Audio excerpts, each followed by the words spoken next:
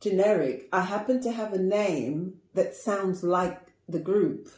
So some people anyway assume I'm a founding member, which I am technically, but they don't know the whole story, and maybe they don't want to know. They hear Bonnick, they see that I'm doing a lot, and I'm doing a lot, and I'm in demand, I have to say, you know, modesty aside.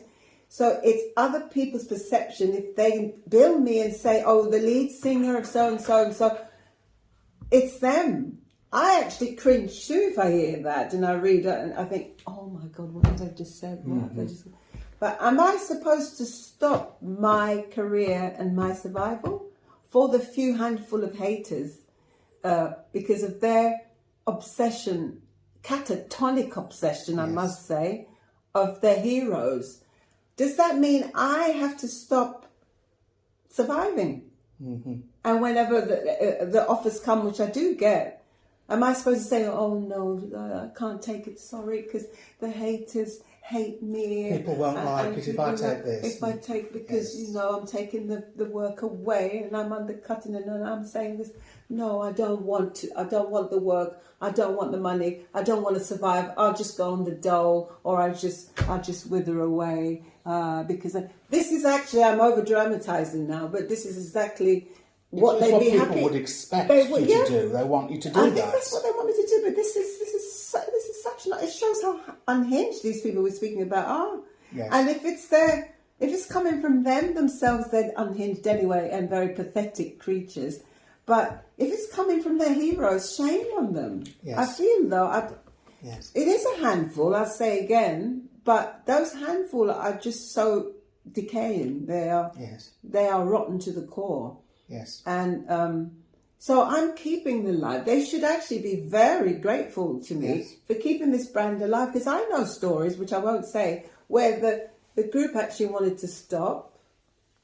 And it was luckily people like me that are doing like some kind of tribute. Even if there's an original face, it's still technically a tribute, like Paul said. Even Liz's outfit is technically a tribute, although she's the most credible face in it. Still technically a tribute. But if it wasn't for myself and Bobby's Girls, I think the music wouldn't fade, but the brand might fade. So they should even be thanking me. So if they're not, and they're still trolling me, whether it's the band members or their followers, their slaves, their obsessive slaves, fanatics, then you know there's something wrong. If you're still trolling somebody and against somebody because they're keeping the music alive, then then there's an agenda. Then it's nothing to do with even if they owned the rights, we could say that they should be flattered.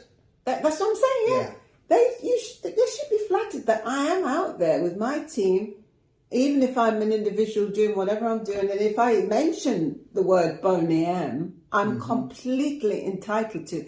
It's just like if you write about yourself, Paul, you say your name, Paul Proctor Garrett, you put in brackets what you do. Yes. Or where you were before. Yeah.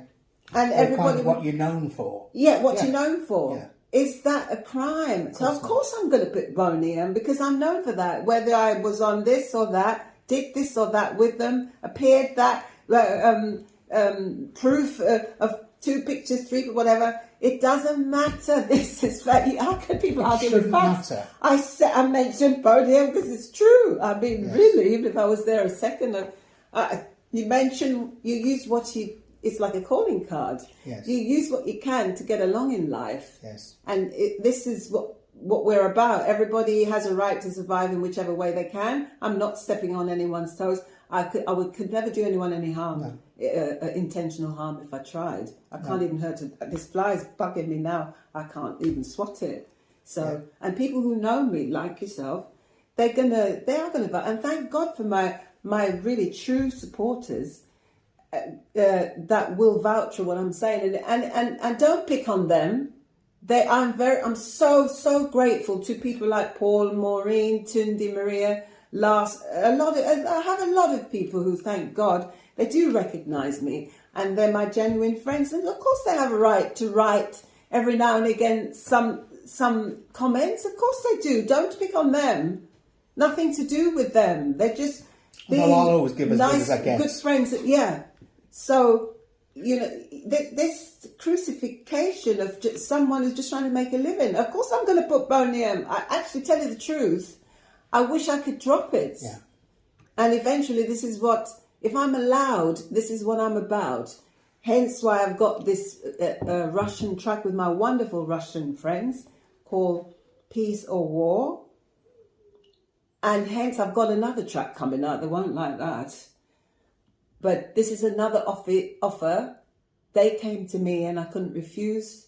And I'm happy because it sounds very good. There's a disco version of Sunny. Yet again, another one. Nothing to do with Boney M. It wasn't written by them. It was written by Bobby Hebb.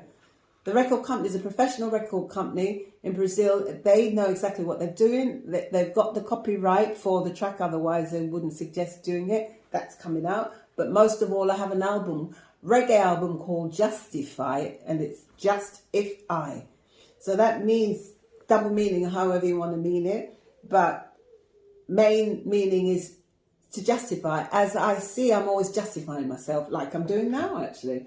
I always find myself justifying because of a few poisonous people and their assumptions.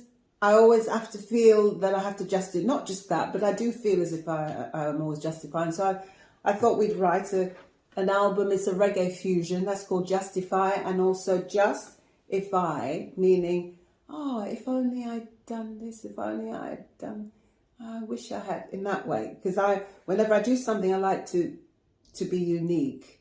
So trust me, I am not thrilled to keep being labelled as Boney M, ex-member. I'm not thrilled, and it's not a derogatory meaning of the band. They've brought a lot of people a lot of joy, and they still are. They bring me joy too. When I'm on stage, I enjoy doing the songs in my own spin, with my own spin.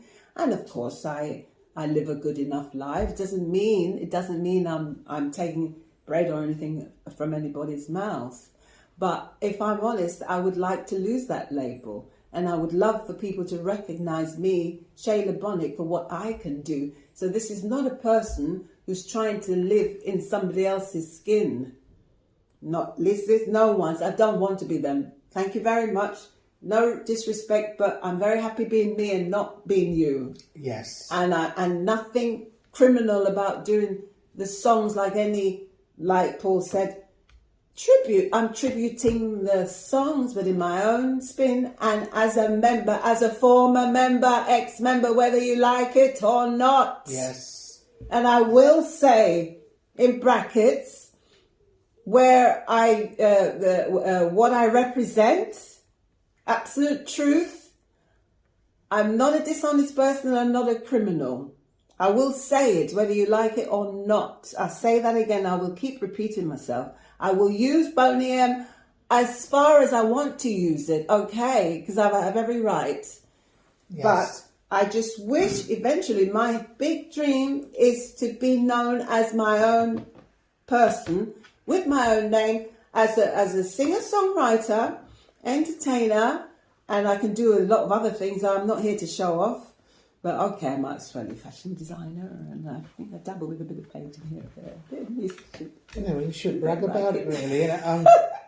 If you insist. I've got a book coming out. We've got a book coming out, and with a ghostwriter. Watch out for that. It's called Mixed Emotions, and there will be some revelations, no names mentioned. No. So watch this space. So that's just to say, I am worth more than Boney M. Okay. Yes. As I said again, not to disrespect them. But if you disrespect me, if they disrespect me, actually, I will disrespect them. Yeah. So I am worth more than Boney M, how I see it, because I can do other things as well. I don't need to live on that name, but it does provide me a good lifestyle. This is why I'm not knocking it. The songs are a joy, but there's life beyond that. I'm worth more than that. In my humble way. I mean, in terms of that, I can live on with doing the other things I can do. Yeah.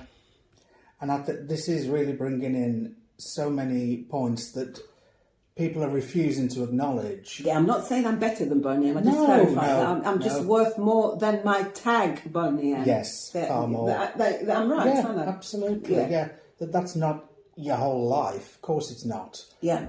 You know, it's something that you kind of found yourself in, but never intended it to be. Yeah. All this, you know. No. But I think that a very important thing that people have to recognise is, even taking out of the equation the concept of a tribute act. Let's take that aside. Yeah. We're not talking about a group, a musical group, who wrote and produced their own hits. Yeah. We're not talking about that. Not like at all. ABBA, for example. ABBA. If this was, say, Benny and Bjorn were, you know, being very precious about an ex-friend of theirs going around doing their songs, they'd have grounds to clamp down on them and say, excuse me, we don't want you doing that. That's Stop. right, yeah. But we're talking, for the classic four people, well, let's face it, only two of them were ever really singing for a start. Mm-hmm. None of them wrote those songs. That's key.